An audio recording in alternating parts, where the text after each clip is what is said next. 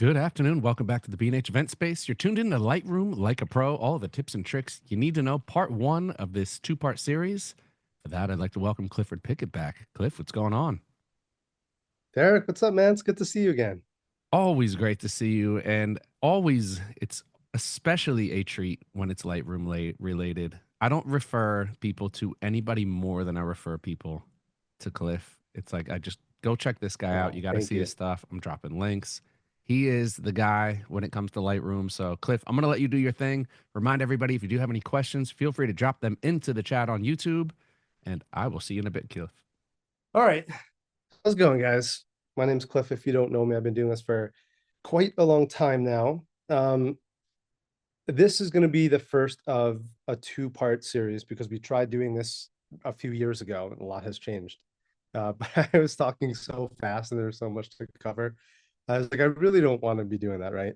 So I'm going to be slowing down a little bit. I have a whole bunch of slides and I want you guys to just focus on what I'm talking about. And I'm happy to share those with you later. I'm going to have a link on the screen for that. But the focus of today, so this is actually part one of a multi-part series, right? We're going to have two parts just on Lightroom tips and tricks. There is no specific order necessarily. I want to make it so that everyone watching this, from absolute beginners and newbies to working professionals, I work with everyone one-on-one, like that entire range, quite a bit. And there's something here for everyone.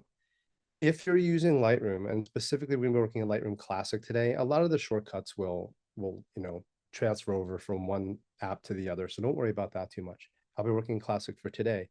But no matter where you are on the spectrum of your knowledge and your understanding of how this program works and workflow and editing and all that, there's always something to learn. And that's what I love about this. This is what keeps me going. I still learn new stuff all the time. And so I guarantee you, like, I'm going to start off with this. I personally guarantee you that if you watch this through, you're going to walk away with nugget after nugget of information. And these little tips, these little tricks, that's why I named it that way, that will make your life easier, faster, less frustrating. You won't want to pull your hair out because you're just going to understand how this works. And these little things, I like to call them blind spots. There are all these things that we don't know that we don't know, right? We go through a day and we know a little bit of Lightroom. We know enough to get in trouble, let's say, but we find ourselves doing something over and over again. And when I see that, and I work with my students one-on-one, and I see this all the time, I'm like, have you tried this? They're like, no, I didn't know I could do that. Well, did you try this way? Didn't know I can do that either, right? If you know you can do it, all of a sudden, if you know better, you do better. You'll be doing things a lot faster. It'll be a lot more efficient. And the whole goal of today, of this part one of this two-part series, of this multi-part series, is to give you like a foundation. I'm going to start with a lot of shortcuts. So I think that's a really good place to start. I'm going to build you up into some more advanced things. And the next session, we'll get into even more advanced things. Derek's going to be following along. I already told him that he can stop me if something is maybe a little bit unclear. We'll try and move through as much as we can. And again, wherever I stop off, we'll keep this probably to about an hour or so. There will be another session. I believe it's in like a week on the 30th, something like that. Derek will put the link in the show notes. But having said that, let me dive in. You guys don't need to stare at my face anymore. I'm gonna stop my video. I think the streaming will work a little bit better. And I'm gonna share my screen here. And you guys should be able to see this title slide now. So this is part one of a two-part series and then a multi-part series that has to do with the entire workflow, right? So the first two series are just, or two sessions are just tips and tricks, all getting rid of those blind spots, knowing the things that you don't know you don't know. And then the other one is going to start in the first week of January, which is going to be just a full-blown, here's an overview of the ultimate workflow that I developed for over a decade. I'm going to give you a breakdown of how it all works from import to throughput to editing to sharing and everything in between. All right, Lightroom tips and tricks. You guys can type that in. You can use this as a QR code. This is going to take you to my contact page. And I don't want you guys to take notes. I want you to just pay attention, follow along. You can shoot me if you go to this link, just put your info in and just ask me a question, ask me anything. Tell me what you like, tell me what you didn't like. I just want to keep it a little more personal. So if you shoot me your information, I can respond and I'm happy to provide you with these slides so that you don't have to kind of scribble around and take screenshots. You'll have the full-blown slides. So don't worry about that. So that's why I put that up here. All right. So I'm going to be going back and forth between the slides and then also Lightroom just to give you an understanding of how things look. Shortcuts is the best way to start, I believe, because as you start using this more and more, the whole goal of Lightroom, the whole point of this is to not use Lightroom, right? To go out and shoot, to go out and enjoy your life, to go out and, work on your craft and have this be as simple and efficient as possible. And if you find yourself doing something more than once, and this is a promise I'm going to make you, if you find yourself doing something more than once, you're not doing it correctly. There's probably a way that we can simplify it and speed it up and make it a little bit more efficient. And that's what this whole multi-part series is going to be about. But start with the short because I think is really helpful because there's these things that we use every day, all the time. And if we just knew that there's a little shortcut for that, well, that would go a long way, right? So the first place to start, there's actually a shortcut for shortcuts. I mean, what more meta place to start than that, right? Can anyone guess what that shortcut is? I'll give you about 3 seconds. I'm going to move on. Okay, good. There's a key on your keyboard that makes total sense if you think about it. If you have a question about your shortcuts, and that's the question mark, right? It technically, I think it's like the backslash key, but you'll see a question mark on your keyboard. I'm going to be using a Mac today. I'll disclaimer right off the bat. If I say command, you can say control if you're on a PC or a Windows machine, right? Option would be alt on a Windows. So rather than me repeating this all the time, I'm just going to be using the Apple ecosystem. You can make those conversions on your end. So command question mark. If I go over in my Lightroom here, and I hit command question mark, I'm going to be in my grid view here in my library. You're going to see shortcuts appear, right? Now, this is the perfect place to start because when I just got started, I was looking through this and I'm like, oh, there's a shortcut for this. I didn't even know this was a thing, let alone there's a shortcut for this thing. So this is really helpful to have. Now, on my website, I have all these shortcuts laid out. You can just go to my website, you'll see a link for that. And it's like a Lightroom cheat sheet and you can download that. So don't worry about writing this down. But command question mark is a really, really important place to start because this is a great way to remove a lot of those blind spots about not knowing the things that you don't know. Now, another thing to keep in mind is, well, it's kind of weird. There's no like close out box. You just have to click on that to close it. But if I hit command question mark again, it says library shortcuts because I'm in the library, right? If I go to develop, I hit command question mark, I get my develop shortcuts, right? And then map and book and slideshow, everything on this top panel, so on and so forth, right? So it's module contextual or module specific shortcuts. And just when you have a free time, just kind of look around through these and you'll see, oh yeah, I didn't know I could do that. Right. Again, I have a list of all the shortcuts, so you don't have to worry about it. But I wanted you guys to have that right off the bat. So today we're going to start the process of getting you guys a GED. For those of you guys who remember what that is, right?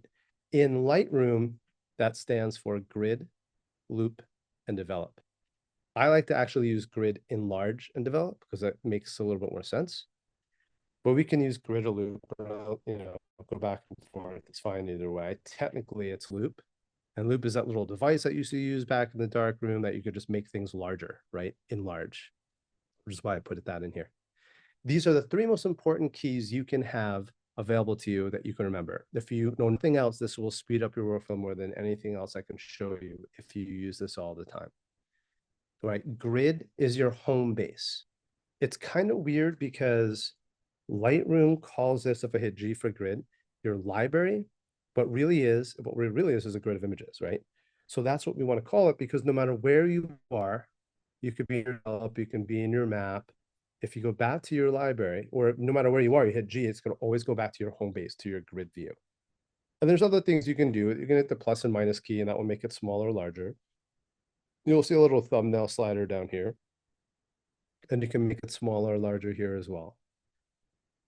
So that's a few things that you should know, but grid is really important. Now, if I want to enlarge this, let's just go to another photo here. I'll hit E to enlarge. And now I can enlarge this. G for grid, E to enlarge. Right, so now I'm making this a little bit more full screen. Now, another couple of things I can do is just simply double click and double click again. It will zoom back out to my grid, double click to enlarge, double click to go back out. Right, so G for grid, E for enlarge, D for develop. Now it's going to look very similar between E for enlarge or loupe and develop. You'll see the panels on the left and right hand side change just a little bit, right? So you are between the library and the develop module there. All right, So your GED. Now, another really important one to know is how to auto adjust your tones, right? So I can go to any image here, and Command U is a shortcut for this. And think about it in terms of saving you time, right? That's the best way I can think of this, is it's saving you time. If you go to any image here, let's just make this one a little bit darker. I just brought these up here, right? If I hit Command U, it's instantly going to adjust my photo. If I reset this, Command U, it's just going to adjust my photo. Shift Command R is a shortcut for reset, but I'm going to get to that in a little bit, right? So that Command U is really important. Now, why would I care so much about the shortcut? Because, I mean, honestly, I can just go to my tone and I can adjust this here, and it's really not that hard to do. But the reason why I care about so much about this is because I can go to several images, right? Let's just maybe go out of this folder for a second. Let's go to something like these. And I'll maybe grab a few of these here, and I'll bring these back over into my collection. Now, if I want to auto adjust these, remember I said before, anything that you do, you should only do once. I don't want to have to sit here and adjust this one, and then adjust the next one, and then adjust the next one. I can select 3 or 300 or 3000 and hit Command U, and it's going to auto adjust the pictures just like that, right? So that's why it's really handy. Now we can go a step further, and I'm going to talk to that in a little bit as well, is that I can actually have it auto adjust upon import. And I'm 50-50 on that. Some people love it, especially when you're getting started. For me, I actually prefer to see the original capture. And then once I see it, this way I know I have the right exposure, it's not blown out.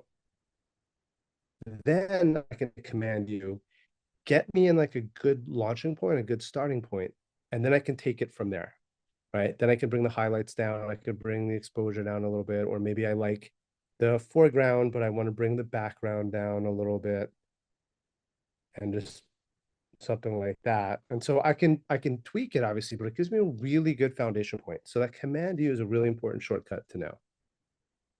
Auto adjust white balance is Shift Command U. That's another really important one.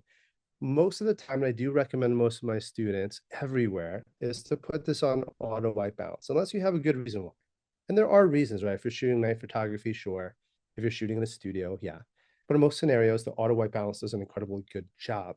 But sometimes it's off just a little bit. It probably won't be too off here, but let's maybe make it off a little bit, right? And obviously you can do creative control too, but Shift Command U and then Command U will auto adjust and auto white balance this photo, just like that, right? And you're not going to do both necessarily. I prefer to do one before the other, right? Auto adjust the tones and then auto adjust the white balance.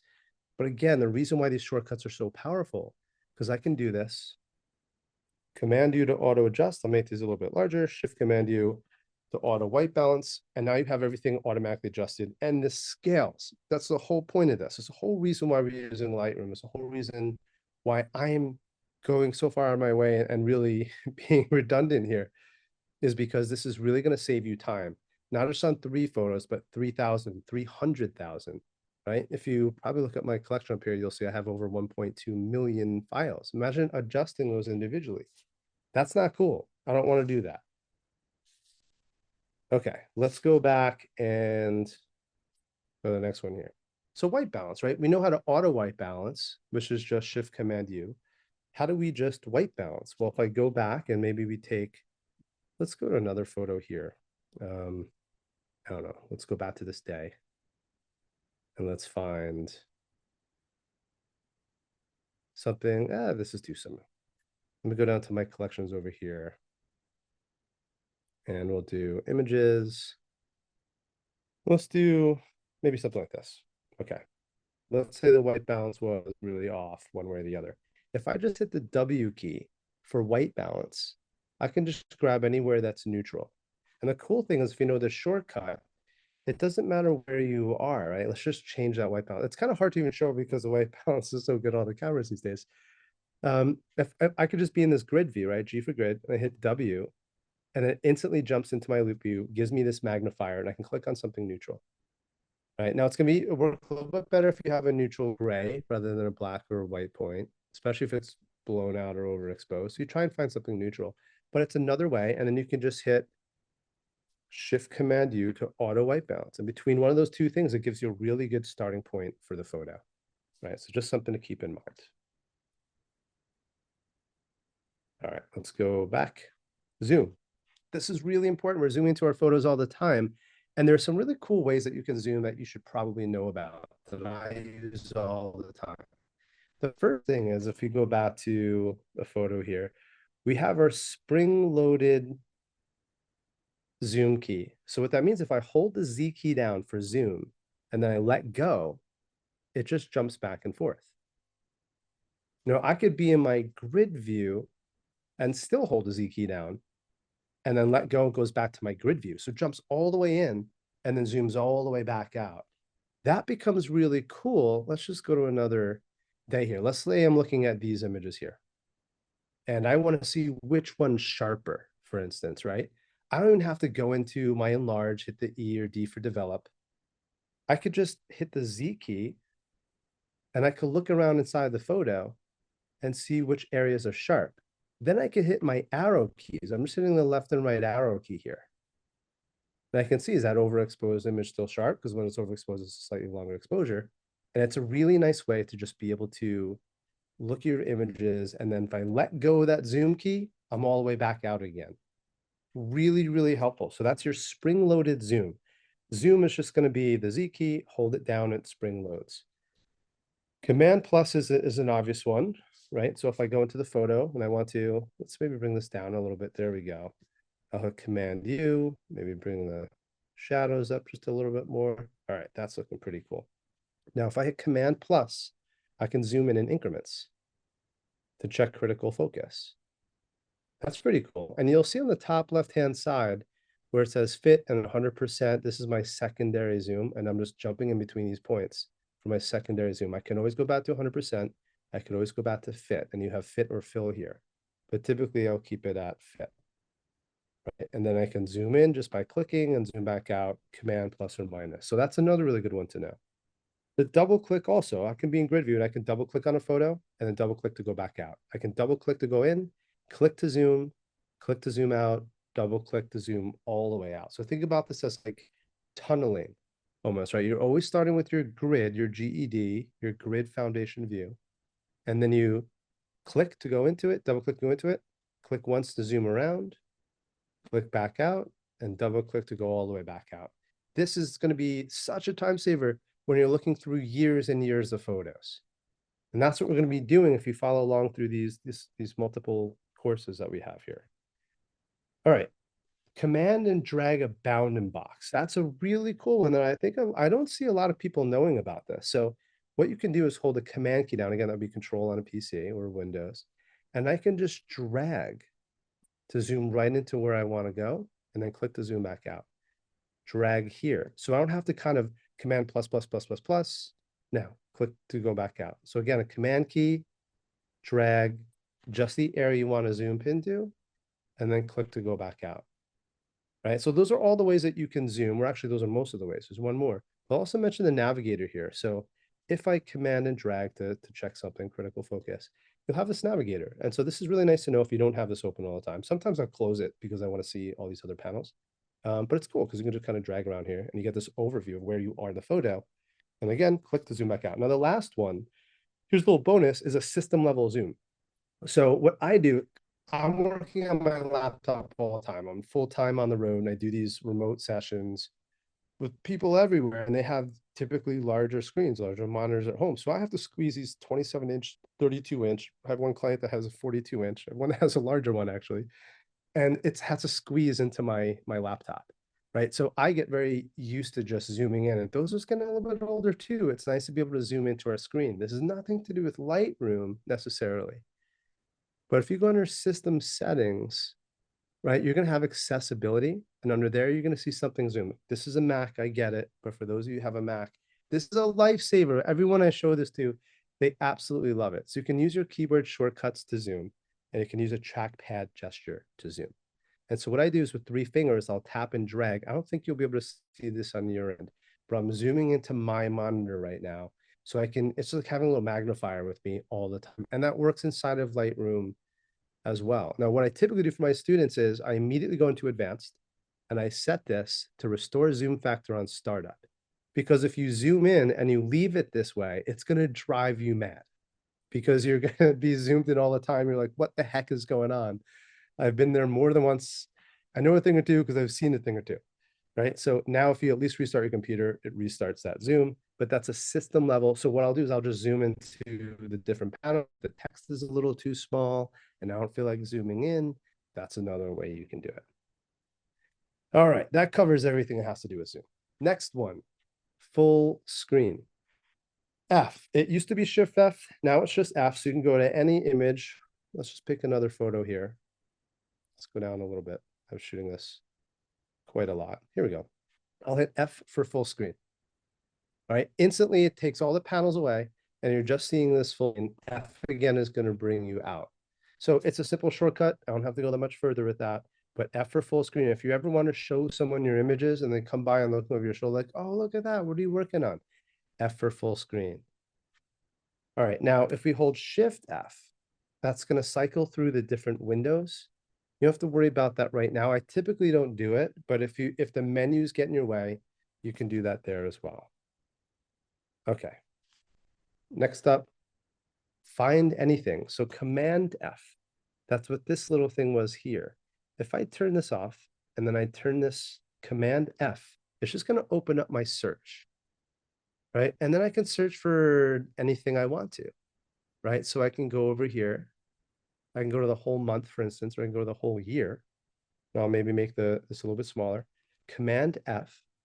And I can type in, I don't know, like Big Sur. Let's see if I keyworded these or not. There we go. And here's the images from Big Sur, right? And if I did sunrise, then I could say like Big Sur sunrise, or I can say contains all, which is really important because then I can narrow down and narrow down and narrow down. That's very different than doing a filter in your keywords where it's an or. It's a either has a sunrise or Big Sur. So here I can say and we have all these other options too.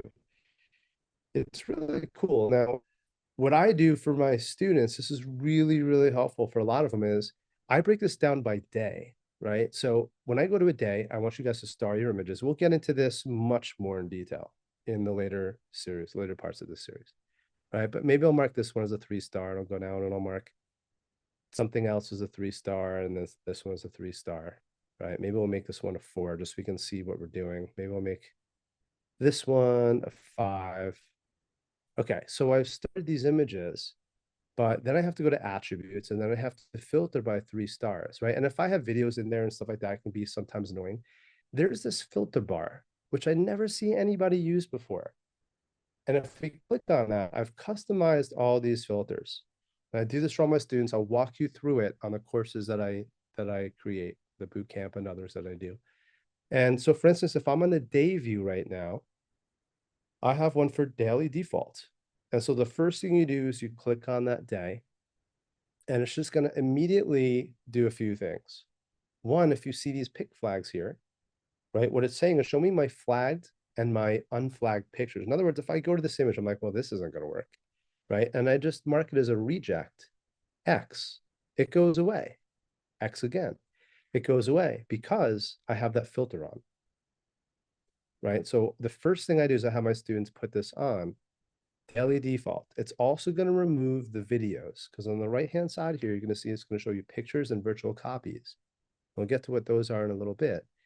But the videos could be annoying because we can't do that much with video anyway, right? And in the workflow section of this course, I'll be showing how we can handle videos a little bit better. We can extract them and put them somewhere else and everything else. There's a lot we can do.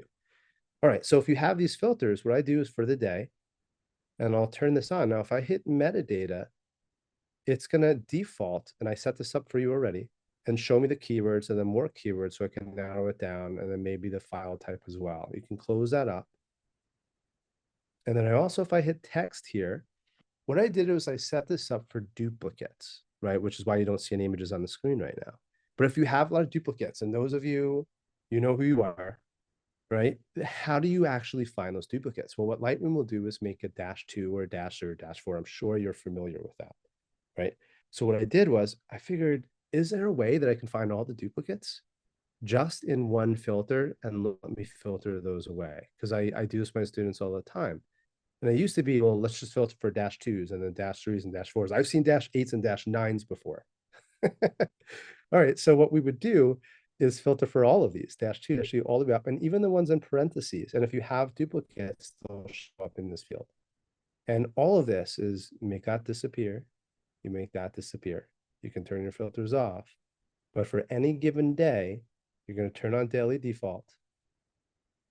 And we're going to default to just showing those 3 stars. Then we go to the month.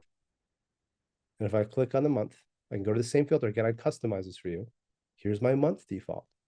That's just going to filter automatically by my 4-star images. Right? I'm going to get into what that means, but essentially 3 stars images you want to see again. Everything else filters away. Your 4 stars are the ones you want to share. Those are the ones we edit. Because you don't edit anything you're not going to share. You don't share anything you're not going to edit. And then you have your 5 stars. Those are the ones you want to showcase. Those are your portfolio. So the stars mean something now. And I'll get into that a lot deeper later on. But for the filters, this is really handy to have, right? So every day you can go through, turn that daily default on, and it gives you this default, removes the videos, removes the duplicates, and shows you just the images you want to see and gets rid of any of those rejected photos. If you're one of those people that loves deleting photos, don't. You can reject them and they'll disappear, right? That's all you have to do. Click a photo and reject it. Then we go to the year, same thing. You're going to have your year default. That's going to default to showing me my 5 stars in all the photos throughout all of the days and all of the months. That's really powerful to have. And what I did is I turned on all these filters. This is a little secret. You can't do this by default, by the way. If I click on just attributes and then metadata, I can have 2 on. Won't let me do 3. It's interesting. But if I do it this way, it's the way I customize, a little sneaky. I can see all the pictures across my entire year that I want to showcase. That's really powerful to have. And again, that's the reason why we're doing this. So you don't have to reinvent the wheel. So every day you do a filter for the day, every month you do a filter for the month, every year you do a filter for the year. And yes, even for, I have a folder called all photographs. These are my new photographs. I keep them on my internal drive. For most people, that's not really too large, right? But we do have a folder for all photographs here. And I can click on that. And that will filter all photographs. And I can go through here and say, just show me all photographs. And again, 5 stars, all my search. I have my text options. I have my stars, so I can back that down, showing my 4s and my 5s. Now show me my 5 stars. And then I have this, which you can scroll down. And this will give you access to all the years through metadata of all of your pictures across your entire catalog. I recommend having one folder, one drive, one memory card, one catalog, one everything. I'm going to simplify this. I'm a lot more, but it's going to be greatly simplified if you stick with this. And then you can look by every image by every year and narrow it down. And then you have your file types, and then you have your keywords. The reason why I have 2 keywords because I can narrow down by family and then further by family in Spain, family in Italy, that kind of thing. So you can narrow down by having multiple keyword columns. All right, so that's your filter bar. That was just something I threw in there because it was really important. And I use this all the time, and my students absolutely love this. I've never seen anyone do before. I don't know why. All right, let's go back. Information overlay. If you want to change the information, you hit Command J. So what does that mean? So first of all, I for information, right? If you're starting to see a pattern here, I'm highlighting in blue and then the letter I. It looks like an L, I know, it's an I. I for information overlay. So if I click in, let's stay with this photo. It's kind of a cool photo. You'll see there's information on the top here. This says the raw file. Right now, if I hit I, it'll disappear. If I hit I again for information, it'll pop up, and then I can cycle through between these. This is really important because you really want to kind of marry the image that you're looking at with the adjustments that we use to create it. That is a really powerful concept, and I insist that most of my students have this on all the time because you can really see if something's blurry. Oh, look at my shutter speed. And I can assess and say, well, why were you shooting this at 1600? You're on a tripod, right? Yeah. Well, then technically you could have shot that ISO 100. And then we learn from that. That's the whole point. No one's going to master this. We just get better and better. And the cool thing about this class is we get to learn. And this is one of the best tools we can use to learn from our decisions that we make in the camera to understand the results of those decisions along with the decisions that were made.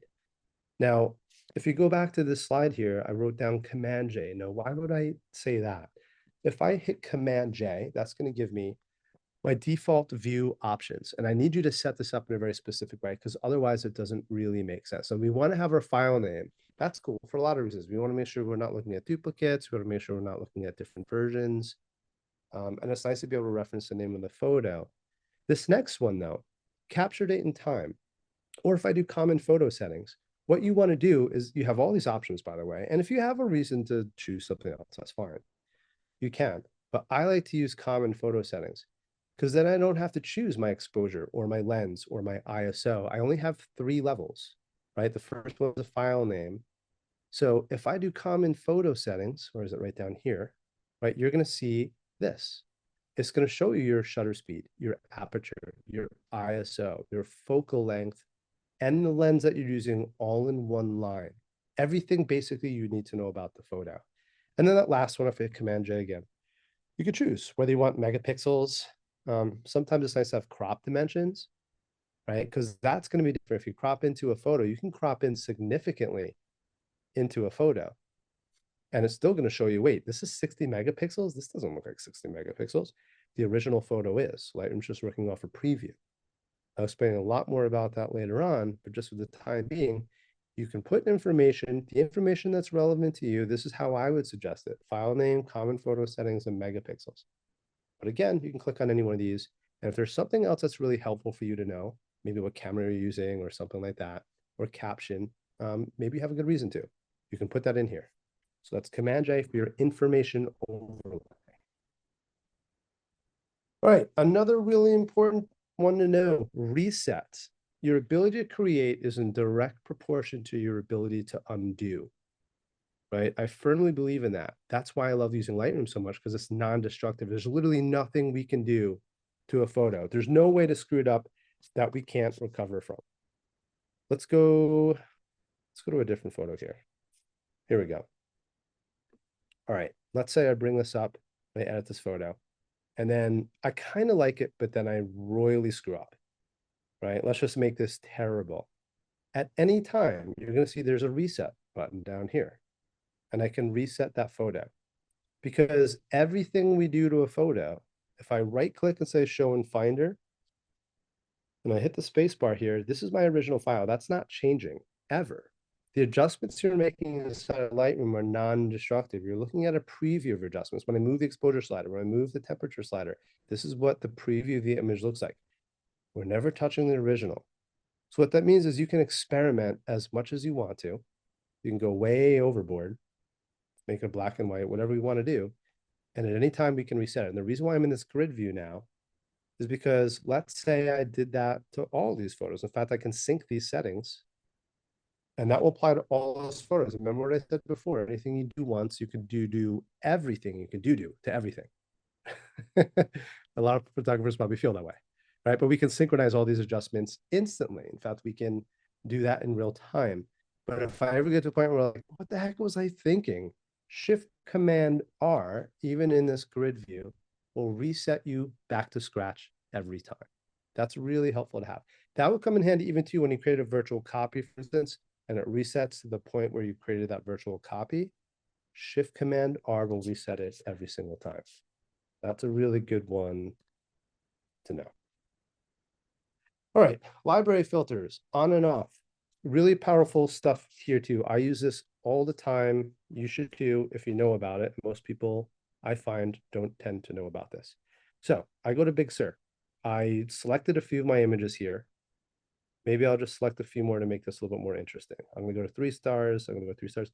I didn't do this ahead of time because I wanted you guys to see this live, right? I want you to see it's just way more fun and interactive when you're just seeing how I work through these photos. In fact, like here's a pano, right? So maybe I would have all of these as a 3-star. And we'll get to this in a little bit actually, because I'm going to talk about panos. All right, so once I go through my photos, and what I want to do is have at least one photo from every scene selected as a 3-star, so that when I go to attributes, or again, I can go to my filter here, and I have my daily default, right? And then I'm going to filter by 3 stars. These are the photos that I want to see again. And if I'm like, oh, these are too similar, as long as it's less than 3 stars, I make it a 2-star, it disappears. Look at this one, I'm like, I don't like this one as much, 2 stars, disappears. So I'm just left with the images I want to see again. I'll get to this in a little bit, but I can group these, and I just have one.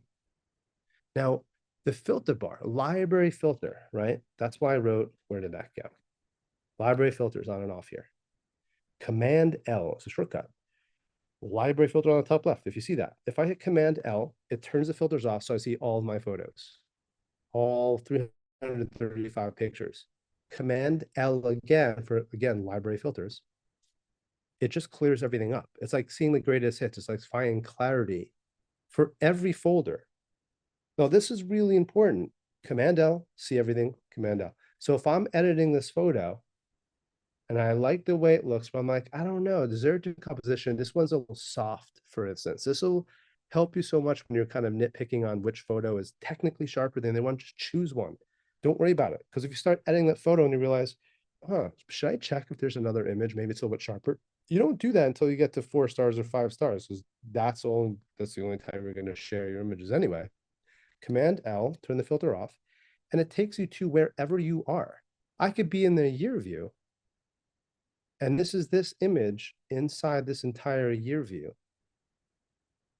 But I can filter that, and here's this image in the landscape with all the other pictures. I can go to this photo, for instance, and it gives me this tunneling, this warp, this large bird's eye perspective of my entire year.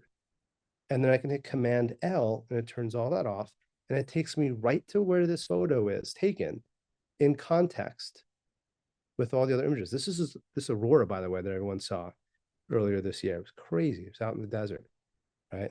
Truck camper. It's pretty fun. All right. So if I wanted to find that, the problem is, and I'm going to get to this a lot more in the workflow, just about everybody, if they haven't met me yet, just about everybody, they're trying to find their images. And here's the fundamental problem with that. You have to remember your images in order to find them, right? You have to remember what you're looking for in order to find them. But if you do it this way, click on that year, and we have year default, your images are going to find you. And you go down one more if you don't find what you're looking for. And here's that image. And if I really like it, 5-star. So when I go back up, here's my 5-star images. Your images will find you. And then you have all these other tools to help you find the images more. Any searchable word, right? All the metadata by the years, the dates, any camera information, all of that. But the second you click on the year, now if I hit Command L, again, turn that off, here's all the pictures of the entire year, right? How are you supposed to, it's like, there's a great quote from a movie I watched, The Legend of 1900. The guy's a famous piano player. And one guy asked him, he was like, he never left the ship. And he goes, well, why didn't you leave the ship? And he goes, well, when I'm on the ship, it's like a piano. I know exactly how many keys to play. But when I go off board, there's an infinite number of keys. You can't play music with an infinite number of keys. And the same thing was true with our photos. You can't see what you shot, and you certainly can't share it if you have an infinite number of photos. Command L, turn that filter on. Here's the photos. Right, I have a lot more images to go through, so there's gonna be a lot more 5-stars in there. I got work to do. But this is how you filter this away. Really, really powerful library filters on and off, as long as you understand how those filters work. I should say one more thing, by the way. When we click on a day, that's odd. Didn't I start this by 3 stars? How come that's not saving?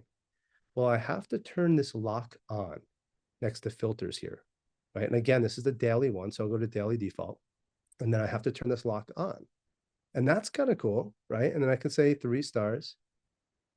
But the problem is when I go to another photo, well, then it could reset, right? And if it locks, if I go to attributes and I say, show me my 4-star images, well, there's nothing in here yet, right? And if I say that way, so what you need to do is go up to File and Library Filters. And by default, this is going to be turned off. And this is what I mean. If I filter by 4 stars and then I go here, every other folder is going to be filtered by 4 stars, which is why I see nothing, even though there's 26 pictures in here. That's a problem, right? Adobe's fielded a lot of phone calls back in the day, which is why they have it reset by default. So when I click on, click back off, it's reset. I have to remember to lock this. But if you lock it, and then I filter by 3 stars or 4 stars, it's going to be filtering all of my other folders, and I haven't gotten to them yet. So what you need to do is go to File, Library Filters, And you need to remember each sources separately. That's how all of this is going to work. It is important that I mention that to you, because otherwise it's going to get confusing. Now you have that filter locked. I can say, all right, give me my daily default. I can filter up by 3 stars, right? And it will remember that one from this one who doesn't have that yet because I haven't started this. When I go back, I'm never going to see 335 pictures again. I'm just going to see these 5 or however many images I've starred. Always. You don't need to delete your photos anymore. I'm going to get to this in a lot more detail when I talk about the workflow. I really have uncovered the absolute most simple workflow possible. Perfection is achieved not when there's nothing left to add, but when there's nothing left to take away. So what I've done is carved away everything that's not necessary and gotten to the core of what we need to do and found ways to automate that. So it's going to be as simple as possible. So you'll be able to click on every folder from here on in. You'll have your filters for you. We'll customize those for you. And then click on the day. You click on that month, right? You can filter by 4 stars. And you click on that year, and you'll have this available for you. And when you go to the day, the month, the year, we're seeing our 3 stars for the day, our 4 stars for all of the days inside that month, and our 5 stars for the entire year. Your images will find you. Everything is going to work and work so much better when you have clarity, because you can't play music on a piano with an infinite number of keys. And you can't work on your images with an infinite number of photos we're staring at. And wherever you are, Command L will take you out of that filter and show you where you took that photo in context with all the others. If I like that one, 5 star, Command L brings me right back. And now that gets added to my bird's eye view. It all comes together. We'll be talking about that a lot more. Don't worry about that. All right, overlay, right? This is really handy. Some people might know about this, but I'm not sure how many. Let's go to, I don't know, let's stay on this photo. This is kind of cool. Now, if this is an HDR, so we'll look at it on your screen. I'll turn this off. Okay, there we go. If I want to crop this, this is a Jessup show in Acadia. We do these workshops every year. It's my favorite thing to do in the fall. It's awesome. Now, if I want to talk about an overlay, if I hit R for crop, right? Because we can't use C for crop because C is for compare. But if we use R for crop, you'll see that this is cropped, right? Now I can reset the crop. That's not a problem. I can just hit this little reset and I can do that. But if I hit O for overlay, I can see all the different overlays. That's really handy to have. So you have these different tools. Like the golden mean, for instance, is really kind of nice. The Fibonacci sequence, this is really important too. These triangles, there's a lot of different overlays. There's not enough time for me to go through it here. Like this is a really nice one too. So you can cycle through them. And if you don't want to see them at all, I usually standardize on just the rule of thirds. I can hit H to hide the overlay. So O will cycle through the overlay. H will hide the overlay. And that goes for masking as well, right? So if I want to mask the top of this image, for instance, I'm going to see this overlay. Again, O for overlay. If I hit O, that's just going to remove. I can still work on the image. It's just not showing me where this overlay is. O, again, will show it. Now, if you're maybe photographing a red wall, well, this red default won't work. If you hit Shift O, that will cycle the colors of the overlay. So it stands out where you're working. And again, you can hit O to just turn that on and off.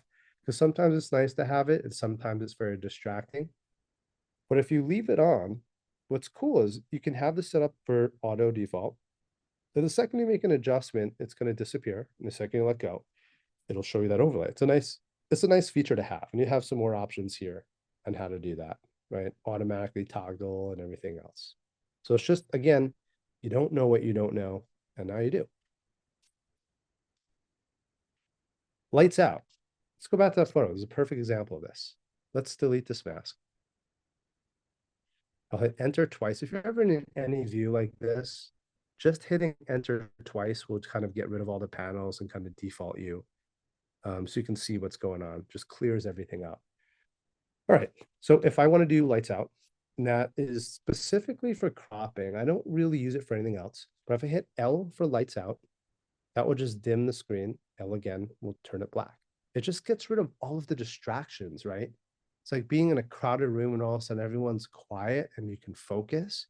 or it's more like putting the AirPods, you know, and you put it on the noise cancellation, you're like, ah, you can focus.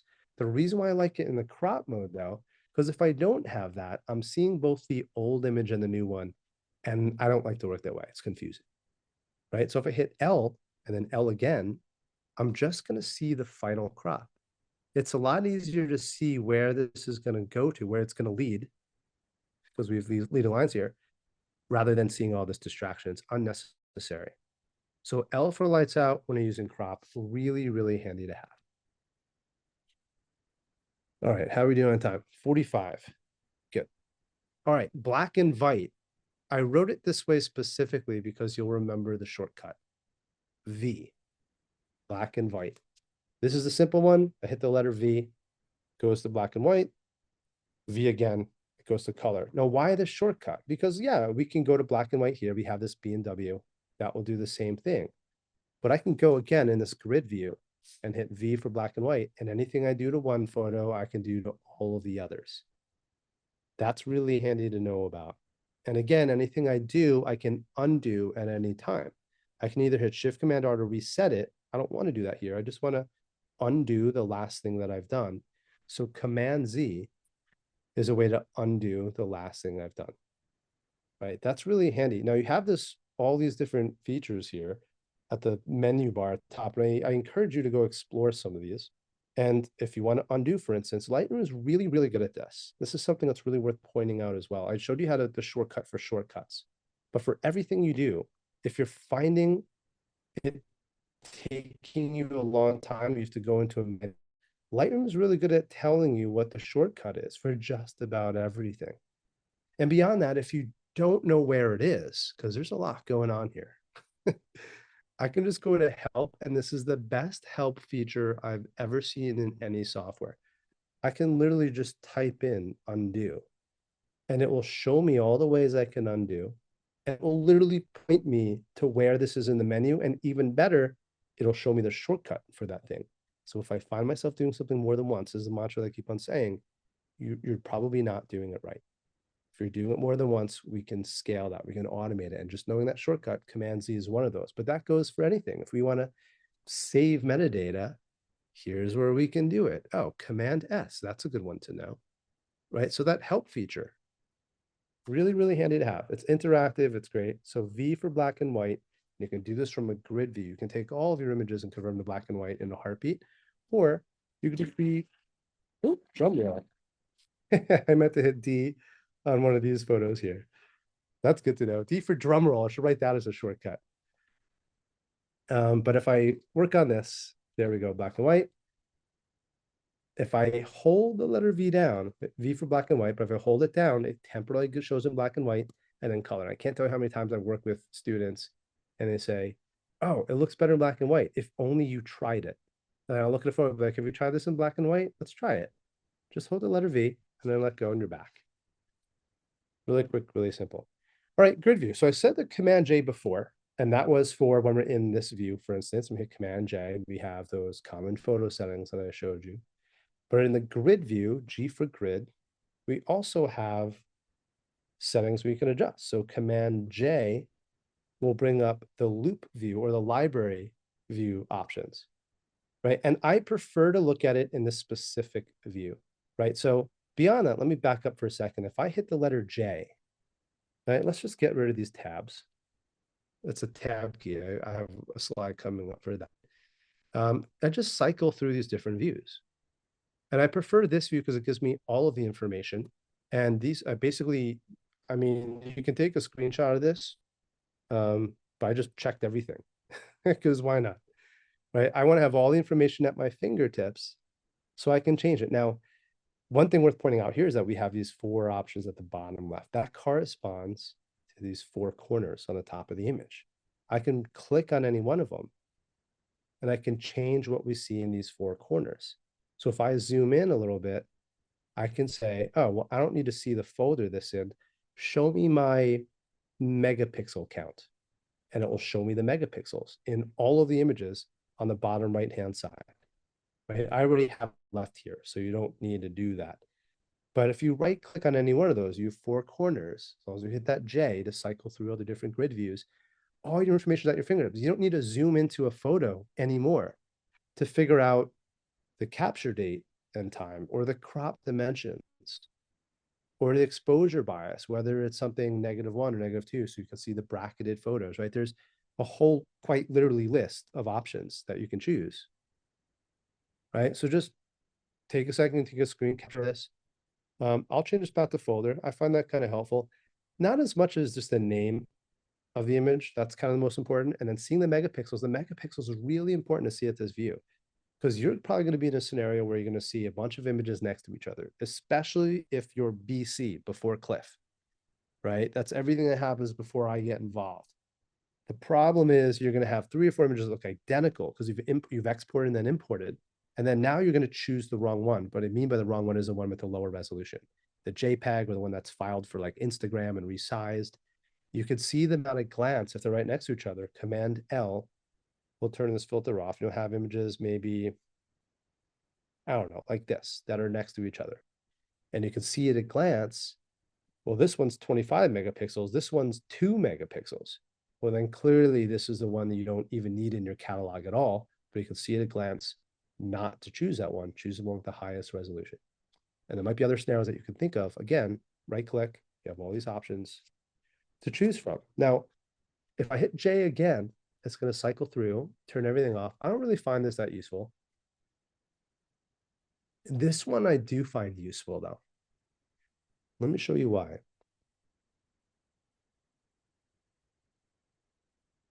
Okay, now we're in here.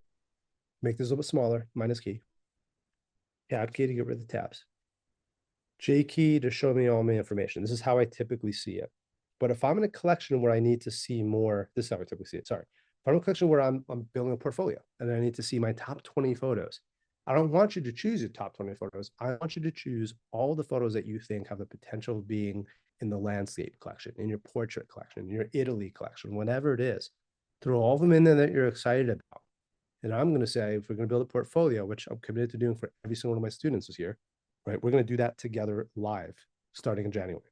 If we do that, I'm going to say, well, you don't want more than 15 images, 20 tops. How are you going to know? Hit the letter J, and it will show you that number on top. No matter how I move these images around, I'm going to have my mark of 20 images right here, right? And you can resize them so you get a solid 20 or however you want to do that. I bring this one in, pushes the other one back. I always have my top 20. Everything else filters down that list. So that J is a really nice shortcut to keep track of the numbering of your images as well. All right, clipping. This is an important one as well. Let's go to, let's see. Yeah, this will probably show me some, let's do this one. There we go. You're going to see this histogram on the top right. If you don't see it, click that little triangle to roll it down so you see that histogram. Now, this is a tricky scene, right? It's backlit, it's a high contrast scene, and it's a challenge to shoot this with any camera. So if I go too far to the right, I can't really tell, but I know it's getting overexposed. If I hit the letter J, that's going to turn on my clipping and show me, yeah, that's pure white. That needs to go away, right? If I go too far, that black is going to show me my black. It's sort of like the blinkies on your camera, but much more accurate because it's on a raw file, not a shutter raw file. And so, like, even by default, they can see, oh yeah, this is too dark in the shadows, right? Especially if we're going to print, you know, that you can see it climbing up the left-hand side. I can lift up the shadows until it disappears. A nice little shortcut too, hold the shift key and double click, and it will auto adjust the single slider for you. Shift, double click, auto adjust the highlights for me. Just like that. Shift Command R will reset it. Command Z will undo. So we put all of this together. And so the auto adjustments is really nice. Now, as long as we're here, I hold the Option key down. So I have my whites here, and I want to bring that off to the right a little bit. Hold the Option key down. It's going to give me a live mask and show me where that clipping starts to happen.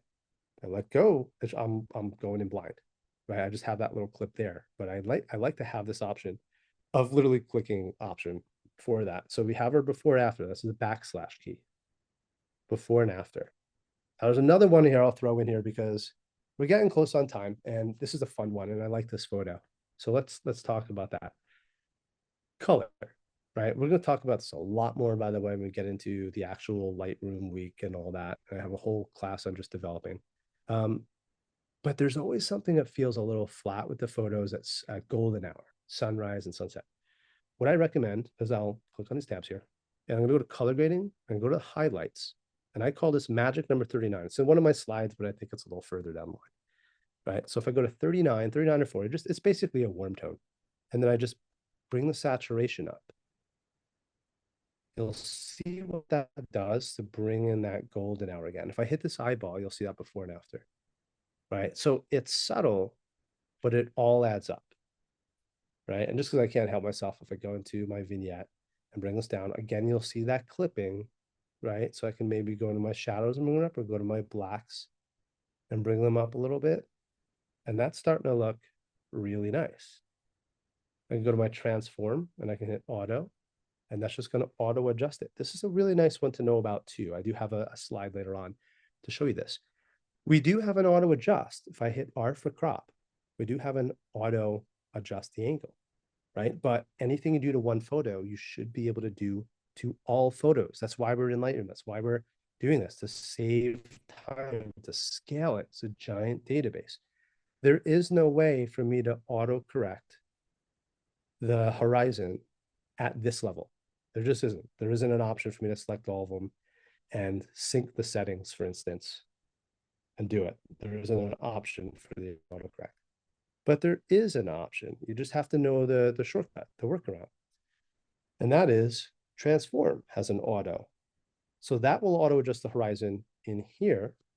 And then we can go to the other photos. Let's go to this one. Why not? And we can sync the settings. There's Shift Command S is another shortcut. And then you're going to see transform is one of those options. So I can say check none and just do the transform. And I would just sync the reset of the horizon.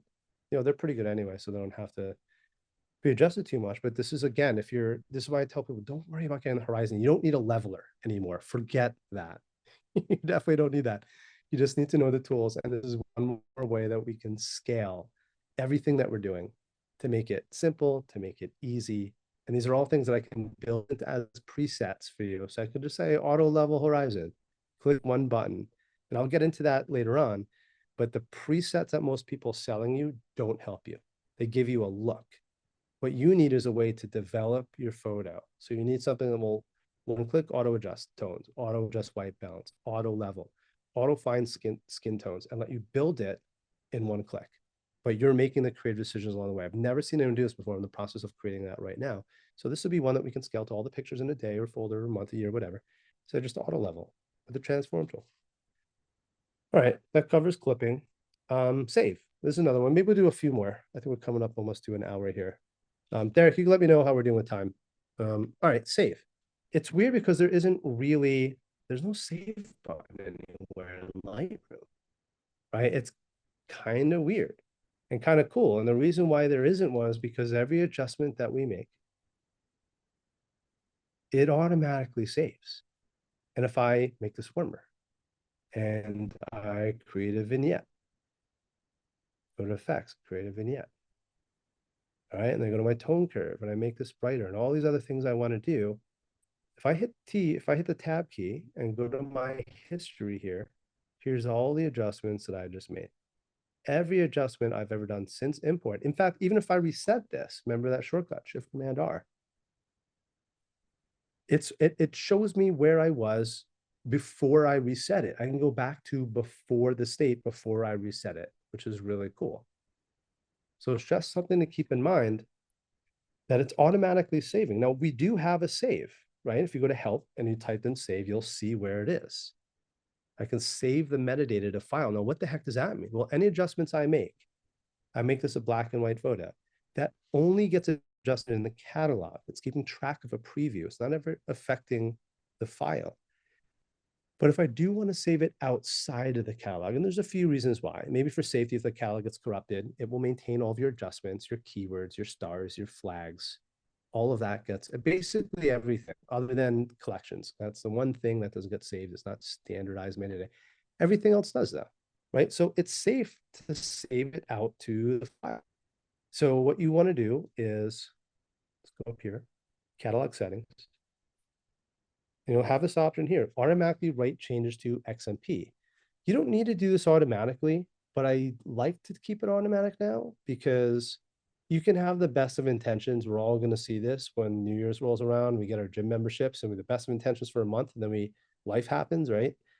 If I say, yeah, just get in the habit of selecting all of your pictures every now and again and hitting Command A to select all of them in a day or a month or a year, and then Command S, because we're not shortcut now, to save the metadata, you're going to do it once and then you're never going to do it again. Right. And I see this all the time.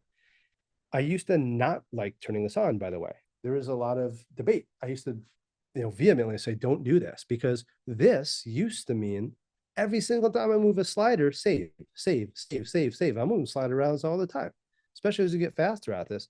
Your computer will slow down. It's trying to save every slider. So what they don't tell you, they just updated this recently, and that it's not actually going to save all of your slider adjustments until you move on to the next photo, and then it will save it in the background. So it's not saving it the way it used to with every slider. So now it actually is safe to turn that back on. So file, and you have, sorry, catalog settings, and you can turn this on now. Right, and this will happen automatically in the background for you. And it saves it out to the file just in case your catalog gets corrupted. We're going to go into this a lot more, how to keep everything backed up safe. I guarantee you, in one click, you're going to be able to import, auto adjust, auto white balance, back up in 3 places, organize, keyword tag, and put it in the proper folder and sync it all with one click. Basically, it could not be easier. All this is going to be automated so we can set it and forget it. And this is one more thing that we can do. And if anyone's had a corrupted calendar before, you know what I'm talking about. Even when you quit Lightroom, I automate it to back it up. And I set up an automation for you. It sounds complicated. It's so simple because you literally have to do nothing. And then it's going to back up your catalog separate from the drive that you have it stored on. All that happens literally with you doing nothing at all. Right. So that's what's coming down the pike. But I think this is a good place to leave it. There's so many more here to go through, and there's going to be more. So again, that's why I created like a second round of this. There's going to be more. I'm doing training all the time. I have a live learning, university. We're starting in January. That's going to bring a small group of people along with me for the ride, and I'm going to be challenging you. We're going to be submitting photos. We're going to be editing them together. We're doing this as a group to really show what this looks like implemented. But we'll be starting with a Lightroom week in January to get you guys started. So there's going to be a lot more to this. And there's a part 2 coming up next week as well, where I'll be going through a lot more of these here. Right. And again, I wanted to keep it at a nice pace so that I'm not kind of rushing through this. You don't have to take screenshots. I know some of you might be anyway. Shoot me an email. I'll go right to this beginning here. Right? You just go to Lightroom tips and tricks, or you could just type in my name. You'll find my website, go to contact page. Rather than just having like a sign up and then just automatically sends it to you, it'd be nice to hear from you. I want to keep it a little bit more personal in that regard. So if you just go to that website, take the contact page, shoot me an email, say what you liked, say how awesome I am, say how much you hate me, whatever it is, send you the files anyway. No judgment here, judgment-free zone. But I want to make sure you have all the tools available to you, and this is a good foundation for you, and we'll be adding to this. And the platform I'll be launching next month, all this will be searchable. So you could just find what you're looking for, have all your shortcuts available to you. There's going to be a whole resource available for you, including recordings of everything that we do along the way. So more on that to come. And I think I'll leave it there. Let me stop my screen share here. Okay. Derek, if you're awake, you can chime in Of course, of course. and turn my video back on. Question from Visual Modulations. Going from graphic design to more photo editing, I can customize shortcuts in Photoshop. Is it possible to customize them in Lightroom as well? Yes and no. The answer to just about every question I'll tell you right now is it depends. All right. The Okay. first class in college, a guy writes a law class. He goes, I'll tell you the answer to every question every teacher's going to ask you right now. Giant letters. It depends. We can't necessarily customize the keyboard shortcuts inside of Lightroom, but there's plugins that allow us to do it. And there's also on the system level ways that we can customize shortcuts. But I would start with hitting that command question mark, right? And looking at all the shortcuts. I actually have all the shortcuts built out. If you go to my website, you'll see a whole like Lightroom cheat sheet. I have all those shortcuts there. And if there's anything you're looking to do specifically, I would just go to that help menu type it in, and there's probably a shortcut for it. Some of the newer ones, we don't have shortcuts yet, but they will be coming out. So I'd hesitate to say, you know, you want to customize it, but you don't have that flexibility for the newer stuff. But know that those shortcuts will be rolled out eventually. So I think for most people, just knowing the shortcuts that are available, there's so many more that they ever know. But there's like something specific in mind. There's third-party plugins, and there's ways to geek out about it for sure. But I want to find that, like, that middle ground, so to speak. Just shoot me an email, and we'll come up with a plan for you, basically. Perfect. And one The rabbit hole final, goes a lot deeper than this. awesome. Final quick question. Can we change portrait into landscape in Lightroom? Oh yeah, definitely.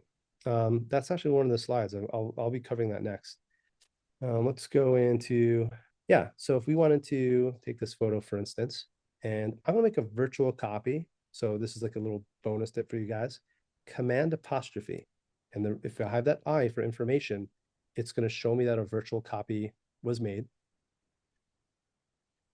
Right? It's a little slow probably because of the live stream, but we make a virtual copy. Now, if I want to switch between portrait and horizontal, I'll hit R for crop.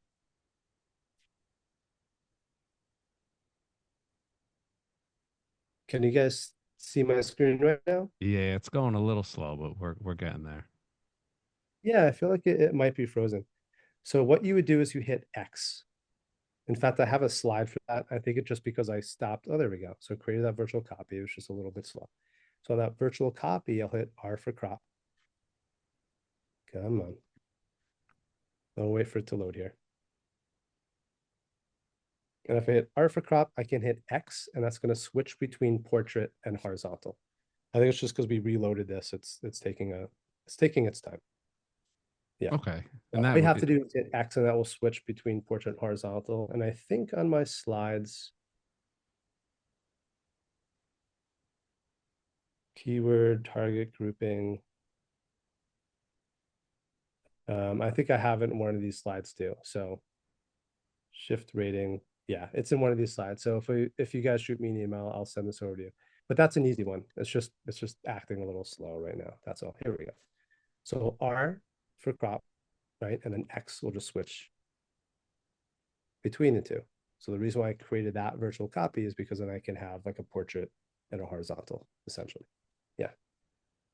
perfect. All right. Well, Shouldn't have Cliff, stopped the screen because now it has to load back up again, but that's how you do it. Just X. no worries. Awesome. We are going to have you back a little bit longer than a week. So you guys don't have to wait long for part two. And then, as Cliff said, a lot of stuff rolling out in 2025. So if you guys do have a question that you didn't think of right now, you can tune back in on the 30th when we have Cliff back, or tune in 2025. We're going to have plenty of him then. But a huge thank you to Cliff once again for another great Lightroom workshop. To all of our viewers out there, we thank you as always. Another edition of the B&H Event Space now in the books. Catch y'all next time.